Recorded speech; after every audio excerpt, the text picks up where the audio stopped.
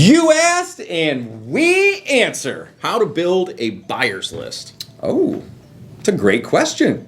It's really not that important in the beginning because having 50, 100, 300 buyers but no deals doesn't get you paid. Doesn't do anything. Doesn't do anything for you. So I'm not saying don't build a buyer's list, but I'm saying if you are right now sitting here watching this video thinking, man, I need to build this buyer's list before I start marketing, what am I going to tell you, Mike? Don't do that. Don't do that. Get some marketing going today. Buyers aren't really interested unless you have a deal.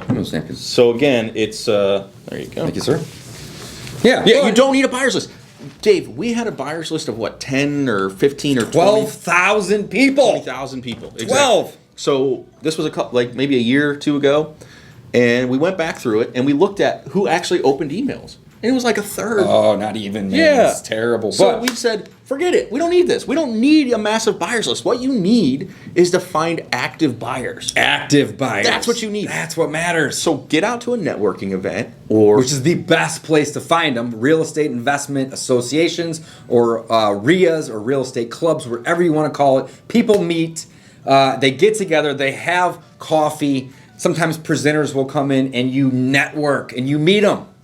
And if you can't do that right now, check out do it virtually. Meetup.com. Exactly. Tons of virtual stuff happening right now. So hop on that bandwagon, get on Facebook, find out who's active, who's buying properties.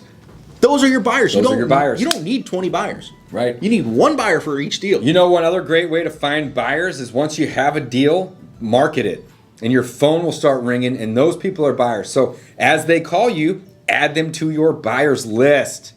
So incredibly simple, right? That's where most of our buyers came from, is from deals that we had under contract that we put out to market to find them. There's a lot of ways, though. Another way, bandit sign. You're using a bandit sign to go and find a seller, right? Take that same yellow sign, stick it in the yard of the property you have under contract. Must sell. Yeah. 3-bed, 2-bath, call me. Motivated seller, selling fast, phone number. Again, you're going to have people calling. And guess what? They're going to be people who want to buy in that area. Love that. Boom. Call real estate agents that have sold houses in the vicinity. Ask them if they're buyers. They're clients. These guys get paid when their clients call them to buy or sell something.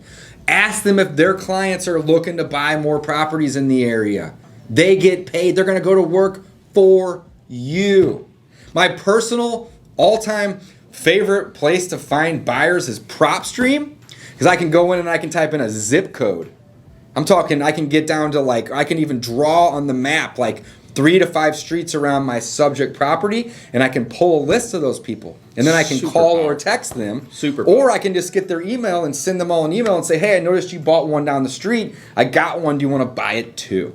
So there's lots of ways to build your buyer's list.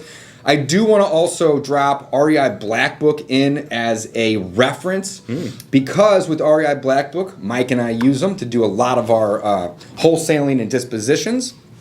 You can create a simple landing page and have a simple link that you can text or email people, and it'll allow them to actually opt in to get your emails as well. And you can share that all over social media, and you can actually build a pretty decent sized buyer's list. I love that. Just from sharing a link with your friends, right? I love it. Want to see an example? Go to discountpropertyinvestor.com/VIP.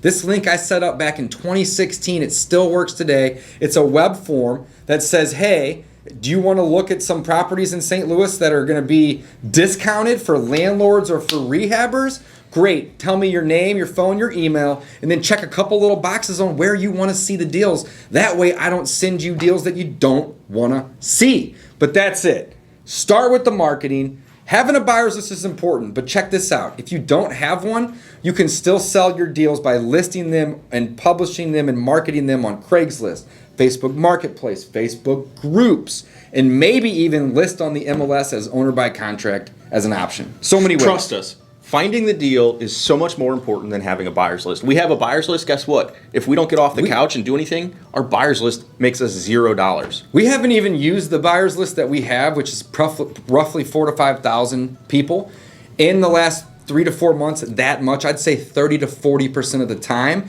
because the other 50 to 60, 70%, whatever the numbers are, we have a buyer already lined up for it because we've done the networking at these real estate clubs, and we know that our buddy Tim buys in this neighborhood and our buddy Jimmy buys in that neighborhood. So we already know in advance, right? So again, don't overthink it. Just do the marketing. If you have a deal, the buyers will come. And if you got a deal in St. Louis, reach out to us.